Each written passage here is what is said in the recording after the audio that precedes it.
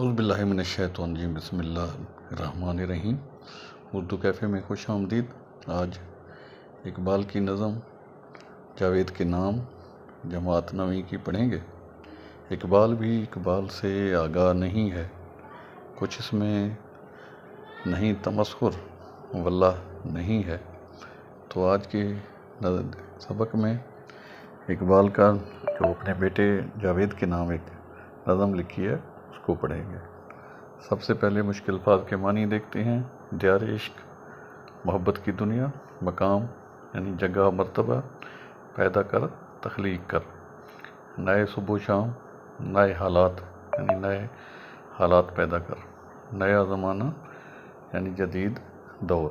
تو سب سے پہلا شعر دیکھتے ہیں نظم کا۔ دیار عشق میں اپنا مقام پیدا کر، نیا زمانہ نئے صبح و شام پیدا کر۔ یہ اقبال کی مشہور نظم جاوید کے نام کا ایک شعر ہے۔ اس شعر میں اقبال اپنے بیٹے جاوید در حقیقت ہر نوجوان کو مخاطب کرتے ہوئے کہتے ہیں کہ زندگی کا ایک اہم سبق وہ دینا چاہتے ہیں۔ دیار عشق میں اپنا مقام پیدا کر۔ دیار عشق، یہاں عشق سے مراد صرف روایتی محبت نہیں بلکہ ایک وسیع تر مفہوم رکھتا ہے۔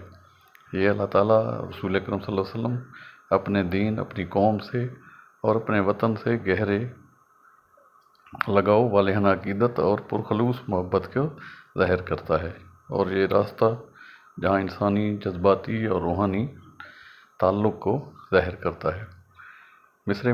ایک شعر میں مصرع جو ہے اپنا مقام پیدا کر، اس کا مطلب یہ ہے کہ اس عشق کے راستے پر چلتے ہوئے محض ایک عام فرد کی طرح نہ رہو بلکہ اپنی محنت، لگن، کردار اور صلاحیتوں سے ایک ایسا مقام حاصل کرو جہاں تم پہچانے جاؤ۔ اقبال چاہتے ہیں کہ نوجوان عشق حقیقی کے ذریعے اپنے خودی کو پہچانیں اور اپنے اس قدر مستحکم ہوں کہ معاشرے میں وہ ایک اعلیٰ مقام حاصل کریں اور کسی کی تقلید نہ کریں۔ نیا زمانہ نئے صبح و شام پیدا کر۔ نیا زمانہ نئے صبح و شام سے مراد یہ حصہ مستقبل کی طرف اشارہ کرتا ہے۔ اقبال چاہتے ہیں کہ نوجوان صرف ماضی کی روایات یا موجودہ حالات پر اکتفا نہ کریں بلکہ اپنے تخلیقی صلاحیتوں میں جدت اور مسلسل کوشش سے ایک نیا دور، ایک نیا وقت اور نئے حالات پیدا کریں۔ نئے صبح و شام کا مطلب ہے کہ صرف دن رات کی تبدیلی کی طرف اشارہ نہیں ہے بلکہ ایک نئے نظام کے افکار کی اقدار اور نئے امکانات کی تخلیق کی علامت ہے۔ اقبال نوجوانوں کو جمود توڑ کر آگے بڑھنے، تبدیلی لانے اور مثبت انقلاب برپا کرنے کی دعوت دیتے ہیں۔ وہ چاہتے ہیں کہ نوجوان اپنی اندر ہمت، صلاحیت اور خود اعتمادی پیدا کریں اور زمانے کے مطابق، جو جدید دور ہے اس کے مطابق چلیں۔ اگلے شعر کے مشکل الفاظ ہیں۔ فطرت شناس، فطرت کو جاننے والا۔ سکوت خاموشی کو کہتے ہیں۔ گل کا پھول لالا ایک سرخ رنگ کا پھول ہے اور اقبال نے اپنے کلام میں استعمال کیا ہے۔ کلام، گفتگو یا بات چیت۔ دے تجھ کو سکوت لالاؤ گل سے کلام پیدا کر۔ اس شعر میں اقبال انسان کو تلقین کرتے ہیں کہ وہ اپنے اندر فطرت کی گہرائیوں کو سمجھنے والی بصیرت پیدا کریں۔ وہ کہتے ہیں کہ اگر اللہ تعالیٰ نے تمہیں ایسا ادراک عطا کیا ہے جو فطرت کے سربستہ رازوں کو جان سکتا ہے تو پھولوں کی خاموشی سے بھی پیغام وصول کر سکتے ہیں۔ پھولوں کا رنگ، ان کی خوشبو، ان کی زندگی کا پیدا ہونا یعنی گھٹنا بڑھنا، یہ سب اللہ تعالیٰ کی قدرت، وحدانیت اور کائنات کے نظم و ضبط کا منہ بولتا ثبوت ہے۔ یعنی اس سے اللہ تعالیٰ کی وحدانیت کا ہمیں پیغام ملتا ہے۔ اگلا شعر دیکھتے ہیں۔ اقبال کا مقصد یہ ہے کہ انسان محض سطحی نظریہ کائنات کو نہ دیکھے بلکہ اس میں غور و فکر کرے۔ پھولوں کا سکوت بظاہر خاموش ہے مگر یہ اپنے اندر تخلیق کائنات کے عظیم راز سموئے ہوئے ہیں۔ ایک دانشمند دل ان خاموش نشانیوں یعنی مظاہر سے بھی خالق کائنات کے بے پناہ حسن، کمال اور حکمت کا ادراک یعنی سوجھ بوجھ حاصل کر سکتا ہے۔ یہ شعر ہمیں دعوت دیتا ہے کہ ہم اپنے ارد گرد پھیلی فطرت کے خاموش پیغامات کو سنیں اور ان کے زندگی کے گہرے حقائق کو سمجھیں۔ یہ ایک طرح سے علم بصیرت حاصل کرنے کی ترکیب ہے جو محض ظاہری علم سے کہیں بڑھ کر ہے، یعنی جو ہم دیکھ رہے ہیں اس کے جو راز پوشیدہ ہیں ان سے ہم سبق حاصل کریں اور ان کی خاموشی پر اکتفا نہ کریں۔ اگلے شعر کے الفاظ کے مشکل الفاظ کے معنی دیکھیں۔ شیشہ گراں، شیشہ کا کام کرنے والا۔ فرنگ مطلب انگریز۔ احسان مراد ذہنی غلامی یہاں مراد دیا جاتا ہے جو احسان ہے فرنگ کے۔ سفال ہند ہندوستان کی مٹی۔ اٹھانا شیشہ گراں فرنگ کے احسان، سفال ہند سے مینا و جام پیدا کر۔ اقبال کی شاعری کا یہ مشہور شعر جو انہوں نے اپنے بیٹے جاوید کے نام لکھا ہے، دراصل خودی، غیرت مندی اور اپنی روایات سے جڑے رہنے کا ایک درس ہے۔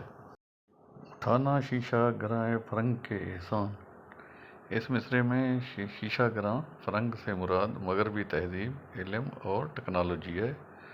اقبال جاوید سے کہہ رہے ہیں کہ دراصل امت مسلمہ سے مخاطب ہیں تاکہ مغربی احسانات ان کی چیزوں پر انحصار نہ کریں، یعنی اپنی ترقی اور کامیابی کے لیے مغرب کے مرہون منت نہ بنو، بلکہ اپنی قوت اور وسائل پر بھروسہ کرو اور جو وسائل ہیں انہیں خوب استعمال کر کے اپنی ترقی کو یقینی بنائیں۔ سفال ہند سے مینا و جام پیدا کر۔ سفال ہند سے مراد ہندوستان کی مٹی ہے، اس کی اپنی روایات، ثقافت، علم و ہنر اور صلاحیتیں ہیں۔ مینا و جام سے مراد زندگی کی خوبصورتیاں، علم و حکمت کے خزانے اور ترقی کے زینے ہیں۔ اقبال کا پیغام ہے کہ تم اپنی دھرتی، اپنی روایات، اپنی صلاحیتوں سے ہی خوبصورت مینا و جام کامیابی کے ساتھ، عزت و احترام کے ساتھ پیدا کر سکتے ہیں۔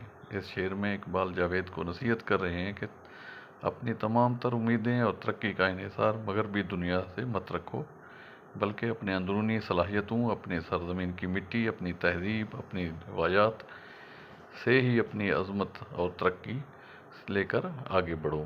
اگلے شعر کے جو معنی ہیں، شاخ طاق انگور کی بیل کی شاخ، ثمر پھل کو کہتے ہیں، مے شراب کو کہتے ہیں، لالا فام سرخ رنگ۔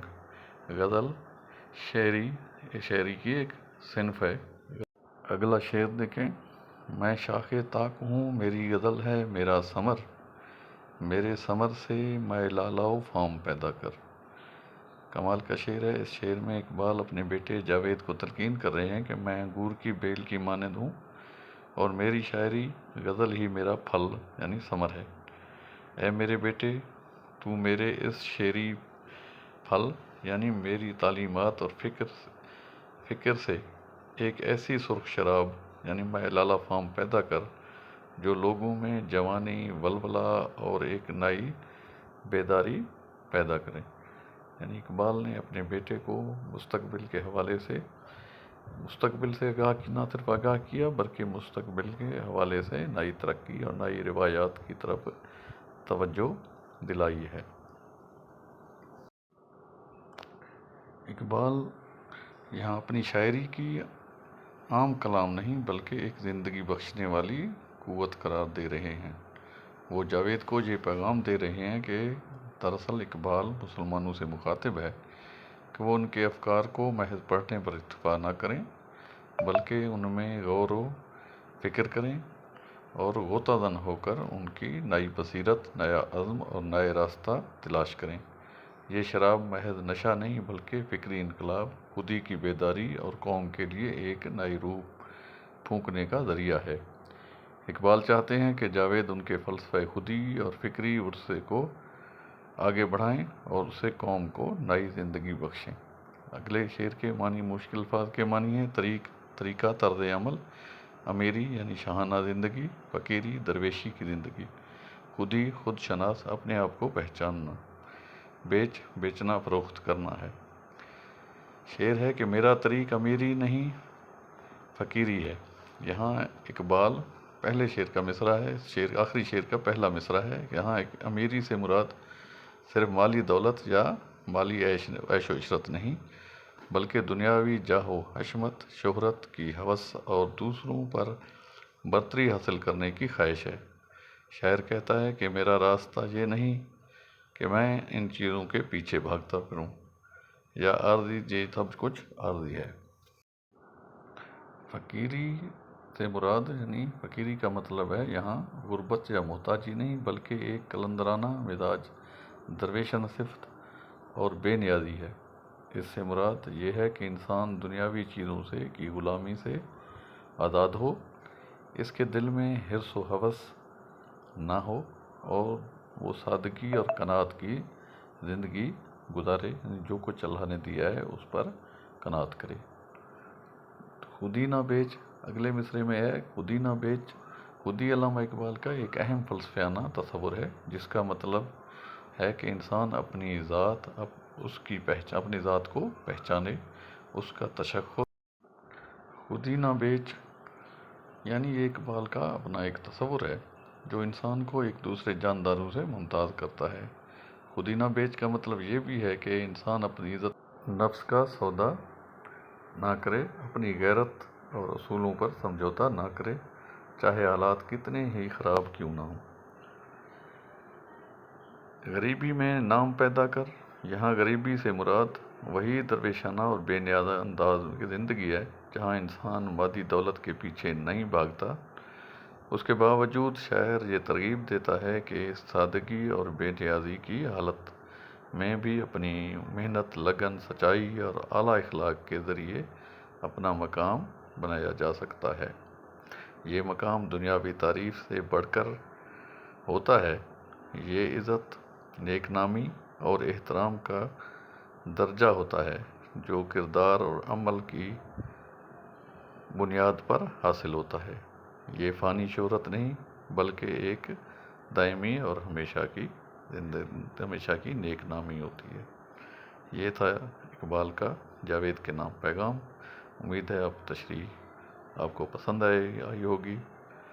ہو سکے اگر چینل کو سبسکرائب کریں، لائک کریں، اور ایسے ویڈیوز آپ دیکھتے رہیں۔ بہت بہت شکریہ آپ کا۔ اللہ حافظ۔